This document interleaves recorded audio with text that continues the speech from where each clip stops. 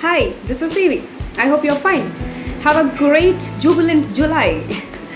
Right, so today I'm going to talk to you about, the very important technique that you should be aware of, especially on online meetings, right? Now we are in a phase where we conduct a lot of online meetings than a physical meeting, and switching on the video and coming online and talking and communicating is something which is what we call which has become a part of our way of life, right? So how do we ensure a good online presence without intimidating another person? Guess what? Most of us do not know how to actually be presentable in front of the camera. We do not know how to place the camera or the laptop or the meeting, whatever you are using, and shoot, or rather be present live in the meeting in a charismatic, at the same time in a presentable manner. So that's what I'm going to talk to you today. And let me just quickly brush you up with the body language basics. As you all know, in body language there is a specific area of study which what we call as Proxemics. Okay, Proxemics simply means it is the study of personal space. Okay, so what is the space? 4 different zones are there under Proxemics. It simply goes like this. The 4 zones are the public zone, which is from, let's say, beyond 12 feet, wherein you are standing on a stadium or on top of a dais and then you are speaking to someone. Obviously that is a public zone. There are certain kinds of body language that is expected out of a public zone. Then of course the social zone, which is what we call as somewhere between 4 feet to 12 feet difference. Okay, that is social zone, and which is where you probably, when you interact with a lot of friends and people or professional colleagues and all, you would like to keep a distance, at the same time feel comfortable saying, there's some kind of a friendly rapport, but at the same time there is a pretty good distance.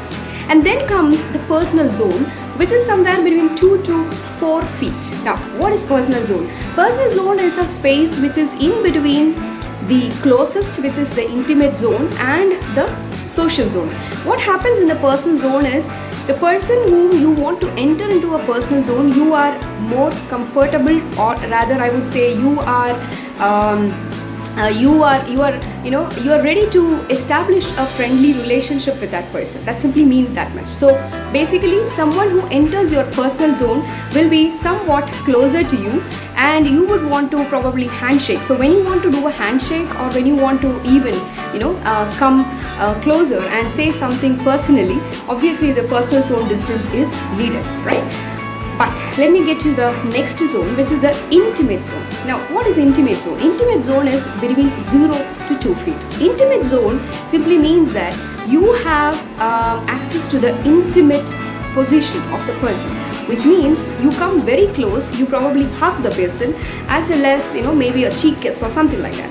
So when it comes to an intimate zone of interaction, it is very important that people are comfortable with it, okay? Especially when you're dealing with a person of the opposite gender.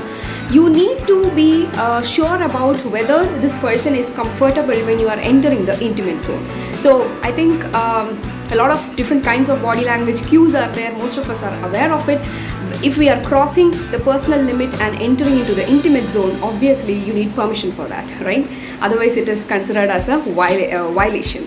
Now, how do we actually, from the public space to the social space, and then to the personal space, and then to the intimate space? It's not an easy task. However, in online meetings, let me make it very clear, I'm talking particularly about online meetings. Online meetings, it simply is a very important knowledge or awareness that everybody should be having, is this: do not intimidate a person by entering into their intimate space at the beginning of any meeting. Now, what do you mean by that? You're not actually going to enter into the intimate space of a person, but you probably unknowingly may be doing that. How? Let me show you. For example, if you start the meeting like this, okay, this face, see, you're coming so close. It is too close. Now, when you're starting off this, it simply means that you are entering into the intimate zone or intimate phase of another person, intimate space of another person, and I'm sure that person may not be very comfortable with it. So do not do that. Always set your online meeting. Whenever you are starting any meeting, please ensure that you sit in a personal space or probably in a social space, depending upon the mic quality or the volume of your speech. You can choose a distance where you stand or sit in a distance position, and which you don't enter into the intimate space of another person. And apart from this psychology, I would say you actually look so funny and awkward when you are so close to the mic, to the camera of the mobile, right? So it's better that you stay a little away and have a good camera presence. Apart from that, in meetings, especially when you are on a video call, please ensure that you have sufficient lighting on your face and not on the background. Many people even now make these mistakes. Mistake number 2. Now, another point is the usage of hand gestures. Okay. Now, while I'm talking to you, I am using both my hands. I am explaining things to you. I'm showing my hands and I'm expressive. You know what? In online meeting, these things also matter. Unfortunately, not many people are aware of all these things, and they just, funnily, or rather, what we see commonly, even in professional as well as even in personal meetings, we find most of the people switch off the camera and then they just, go and talk. Communication involves a lot of things, and most importantly, the face-to-face interaction or the eye contact. These are all very important things. Even in eye contact, it needs a lot of practice where you need to actually look into the camera and speak to the person, because the camera actually captures, that is where the eyes should actually focus, so that the person feels that you are actually talking to that person.